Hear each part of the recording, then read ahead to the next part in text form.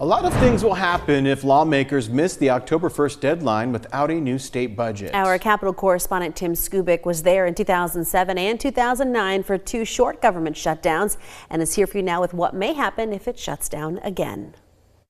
The state budget shutdown clock is getting louder by the moment as the October 1st deadline looms, 27 days and counting. And if there is no state budget, what then? It's the governor calling the shots on what happens next, according to this legal advisor to former Governor Jennifer Granholm, who confronted her own shutdowns. The governor is calling the shots. The governor has no need to invoke emergency powers if a budget has not been adopted. The governor has all of the powers, the ordinary powers the governor has.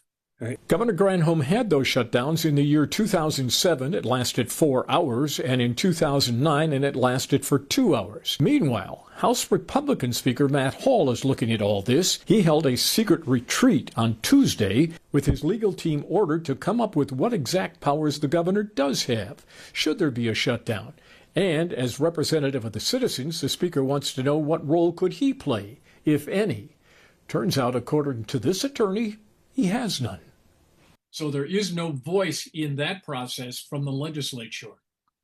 No, the Constitution vests the duty to faithfully execute the laws and supervise all the department and agencies of state government exclusively in the governor. And Governor Granholm exercised that authority. She laid off 66% of all government workers. She paused road construction projects.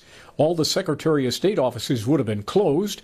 And the state police and correction officers, well, they stayed on the job. The governor's key responsibility is to protect the public health and safety. But the longer the shutdown continues, it's asserted here that it becomes more of a challenge, as state workers could eventually decide they won't work for an IOU anymore. And so whether it's a state police officer, a vendor with a contract from the state, at a certain point they may decide I'm no longer interested in performing these services until I have cash in hand. Governor Whitmer says she will have contingency plans just in case. For example, she could ask lawmakers to pass a continuation budget to get them over the hump until a new one is done. But complicating the impact in Michigan of all this, the possibility of a federal government shutdown on exactly the same date, October 1st. Suffice it to say, nobody in this town has ever confronted that budget double whammy. And it's a good guess that in this town, nobody wants to either. Here for you in Lansing, Tim Skubic, 6 News.